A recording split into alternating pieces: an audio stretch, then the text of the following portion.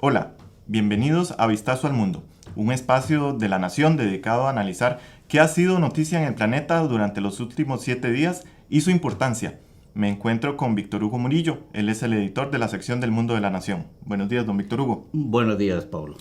Esta semana vamos a comentar primero el plan de paz presentado por Donald Trump para Medio Oriente, las elecciones en Perú en segundo lugar y finalmente la concreción de una primera fase del Brexit muy importante, ya la salida oficial por lo menos del Reino Unido de la Unión Europea.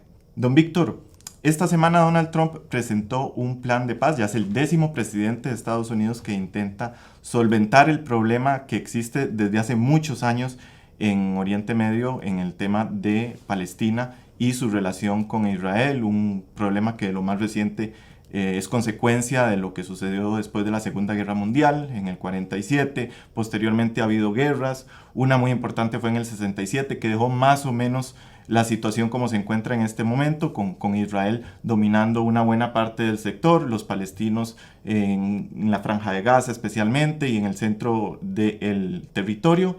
Y ahora lo que Estados Unidos está proponiendo, según indican todos los analistas, es un plan que apoya mucho la visión de Israel y que deja a los palestinos de nuevo en una situación difícil para aceptar la creación de su Estado. Ya Israel existe como Estado, Palestina no existe como Estado. El objetivo es que exista un Estado palestino, pero este plan de paz parece no ser la solución según lo que hemos escuchado y lo que hemos leído hasta el momento.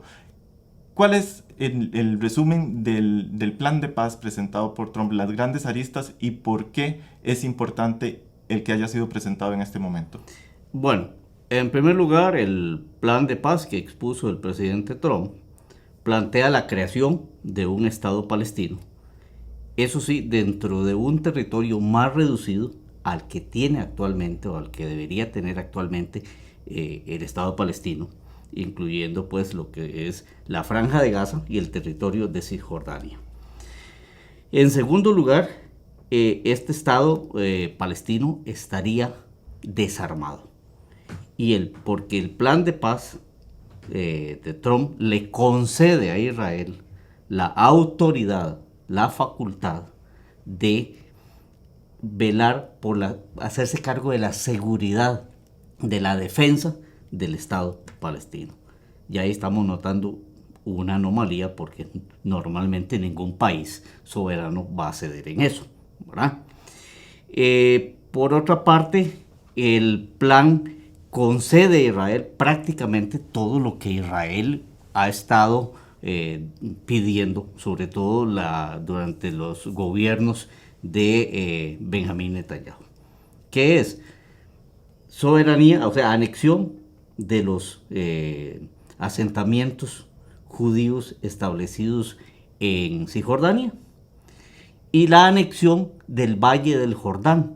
El Valle del Jordán es parte del territorio de Cisjordania, de lo que sería el territorio previsto para el Estado palestino original, ¿verdad? Y este territorio del Valle del Jordán, que es una llanura agrícola muy rica, con fuente de agua, pero además que Israel la ve como su primera línea de defensa, digamos, en la frontera con Jordania, representa nada menos que el 30% del territorio de Cisjordania. Es decir, el plan de paz le está dando soberanía, le está extendiendo el territorio de Israel al Valle del Jordán, le está dando un 30% de Cisjordania.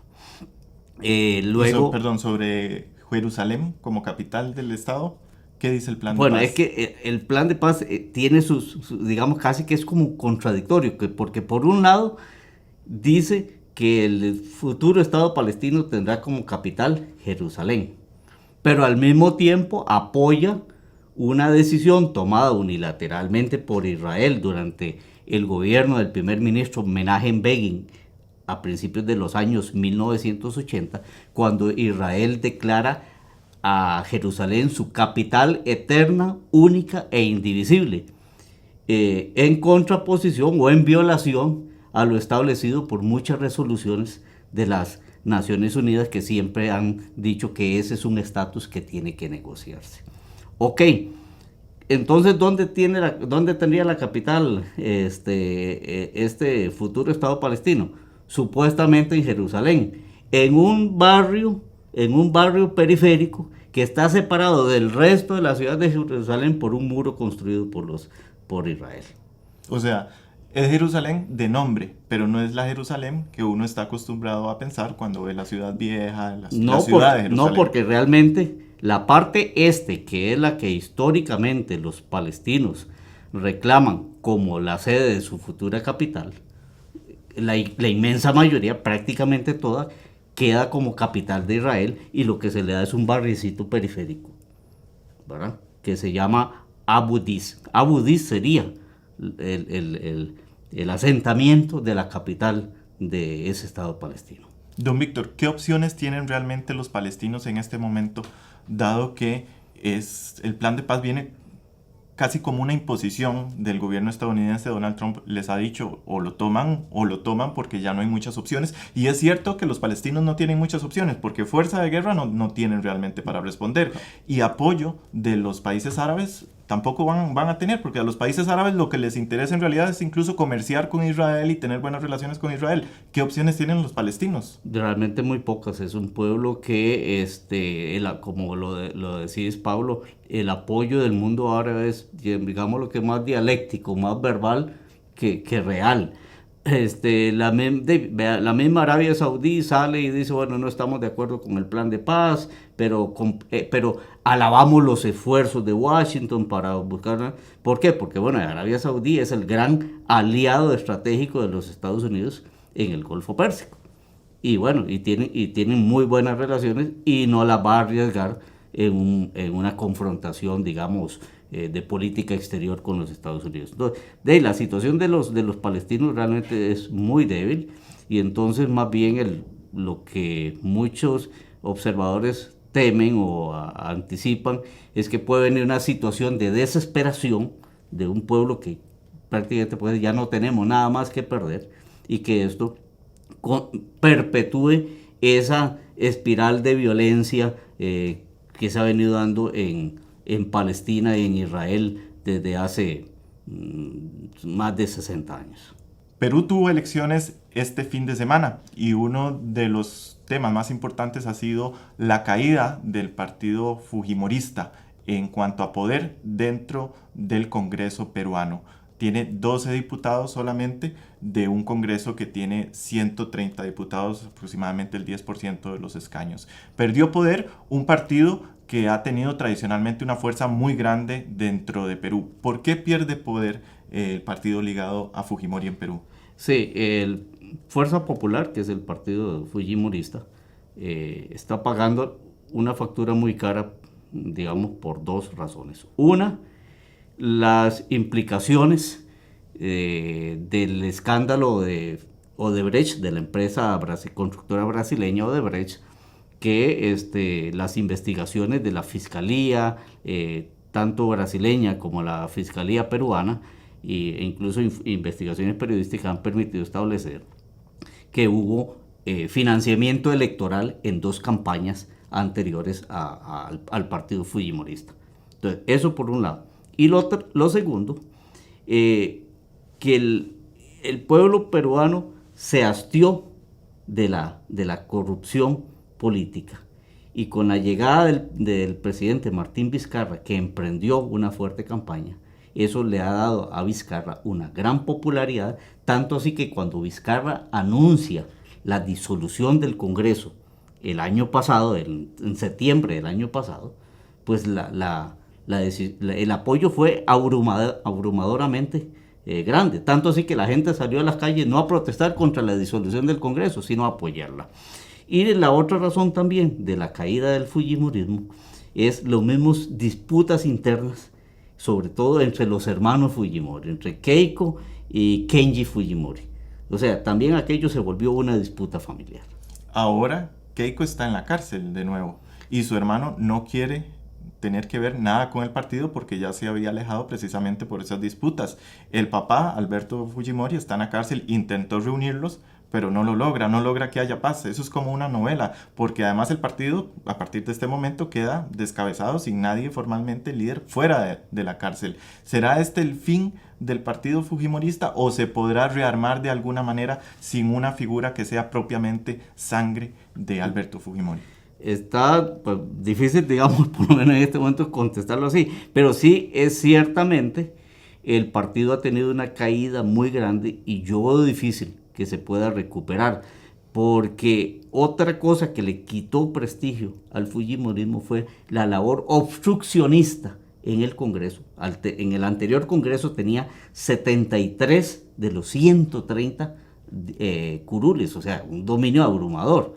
Y desde esa posición se dedicaba a impedir el trabajo del Ejecutivo, incluso obligó al anterior presidente Pedro Pablo Kuczynski a renunciar, ¿verdad? O sea, tenía un poder de veto y la gente se fue hastiando de eso, de ese bloqueo político. Y eso es una de las cosas que le están cobrando ahora. En este nuevo Congreso, que por cierto, Pablo, es un Congreso provisional que estará durante 16 meses, porque lo que está haciendo es terminando el periodo del anterior Congreso, el fujimorismo será una fuerza muy reducida. El presidente Vizcarra, paradójicamente, no tiene, digamos, él como tal, una fracción fuerte en ese Congreso, pero sí tiene el apoyo de una serie de partidos centristas que fueron los que lo apoyaron en la decisión de disolver el Congreso y de hacer una serie de cambios políticos para tratar de frenar la corrupción que también alcanza al Poder Judicial. Después de muchos meses de negociaciones, este viernes precisamente el Reino Unido sale formalmente de la Unión Europea. Todo empezó con un referendo, ha habido extensiones de plazo, ha habido mucha negociación, pero ya a partir de hoy, don Víctor Hugo, podemos decir, Reino Unido deja de pertenecer a la Unión Europea con condiciones. ¿Cuáles son algunas de esas condiciones? Bueno, exactamente. El Reino Unido hoy, este 31 de enero, ya deja de ser parte de la Unión Europea. Una decisión inédita porque hasta ahora ningún país que se había adherido al bloque comunitario se había salido. Los británicos se incorporaron en 1973, cuando entonces esa organización se conocía como la Comunidad Económica Europea, y que luego fue evolucionando y ampliándose hasta lo que tenemos hoy, que es la Unión Europea. Ahora, ¿qué pasa a partir de mañana, desde el 1 de febrero? Tenemos una situación en la cual las consecuencias inmediatas son muy pocas. ¿Cuáles son? Básicamente, bueno, la partida de los 73 diputados británicos que ya dejan de ser miembros del Parlamento Europeo, un juez británico en el Tribunal de Justicia de la Unión Europea deja de ser parte de ese tribunal, otro británico miembro del Tribunal General de la Unión Europea deja su puesto. Eso es, en lo inmediato, las únicas consecuencias. Es decir, no creamos que a partir del 1 de febrero ya tenemos como que ya se acabó el asunto. Voy a ejemplificarlo de esta manera. ¿Qué han firmado las partes hasta ahora? Firmaron un acuerdo que estamos de acuerdo en divorciarnos. Eso. ¿Qué viene a partir del 1 de febrero y hasta diciembre del 2020, en ese periodo de transición? Precisamente las partes, usemos digamos el término un poco alegórico, los cónyuges negocian los términos del divorcio. ¿Cómo nos repartimos los bienes? Bueno, en este caso, la futura relación comercial entre la Unión Europea y el Reino Unido, la factura que tiene que pagar el Reino Unido a la Unión Europea por salirse. En fin, hay una serie, cuál va a ser el estatus entre las dos Irlandas, donde la República de Irlanda, al sur de la isla, es miembro de la Unión Europea, y la provincia británica de Irlanda del Norte ya no será miembro de la Unión Europea. Entonces, ¿cómo se soluciona ese asunto? ¿Habrá frontera dura o no habrá frontera dura?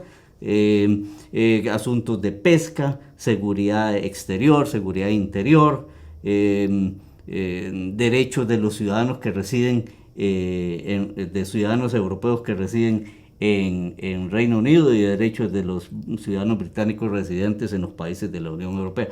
Todo ese tipo de aspectos.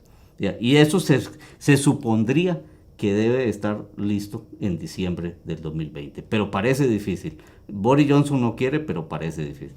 Entonces, eso es, digamos, en lo inmediato. Un poquito para decirte, Reino Unido, aunque se desliga a partir de este 31 de diciembre de la Unión Europea, sigue sujeto en este periodo provisional, sigue sujeto a las normas comunitarias, a las leyes comunitarias, tiene que, puede negociar tratados, por ejemplo, comerciales con Estados Unidos o con otros países, pero para que entren en vigencia esos tratados, debe tener la autorización de Bruselas. O sea, todavía no puede actuar unilateralmente. El verdadero divorcio comenzará cuando ya las partes acuerden las condiciones. Esa es la discusión que están teniendo la Unión Europea y el Reino Unido en este momento. Pero hay una discusión muy importante que está teniendo también la Unión Europea, que es a lo interno. Analizar su proyecto político y por qué está pasando lo que pasó con el Reino Unido. ¿Por qué la Unión Europea como proyecto político en los últimos años no ha dado satisfacción a las necesidades de los ciudadanos? ¿Por qué cada vez hay más euroescépticos? ¿Por qué los euroescépticos incluso llegan al poder? ¿Es la Unión Europea un proyecto político que se enrumba al fracaso o es la Unión Europea un proyecto político que debe ser ejemplo mundial de integración? Yo creo que es un proyecto político que debe reinventarse un poco, y eso es mucho los reclamos que le hacen los ciudadanos, y por eso surgen los grupos estos de euroscépticos o francamente anti Unión Europea.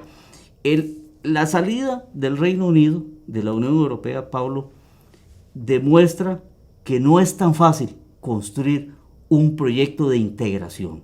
Y a veces en esto se maneja mucho romanticismo, lo hemos visto en América, en Centroamérica, durante décadas, hablando de la patria grande. La misma Unión Europea, cuando estuvo negociando con Centroamérica el acuerdo de asociación, que ya está en vigencia, presionó mucho por integrarse más. A Costa Rica la presionaron para que se integrara, por ejemplo, al Parlamento Centroamericano y a la Corte Centroamericana de Justicia, hasta que ellos mismos han tenido que llegar a la cuenta de que no es tan fácil. Es más, veamos el caso del Reino Unido. El Reino Unido nunca dejó su libra esterlina, no se sumó a la zona euro, tampoco se sumó al área esta del espacio de Schengen, ¿verdad? O sea, los británicos dijeron, sí, estamos en la Unión Europea, pero hasta ahí, ¿verdad? No entregamos del todo más soberanía, porque ese es un asunto. Cuando un país o un grupo de países conforman una integración regional, pues tienen que hacer cesiones de soberanía, y además tienen que aceptar instituciones supranacionales y legislación supranacional, ¿verdad? Entonces eso demuestra que no es tan fácil decir como hagámonos hermaniticos todos en una patria grande, ¿verdad? La cosa no es tan fácil. Muchas gracias por acompañarnos. Lo esperamos de nuevo en 8 días para analizar qué ha sido noticia en el mundo. Hasta entonces y feliz fin de semana. Hasta entonces.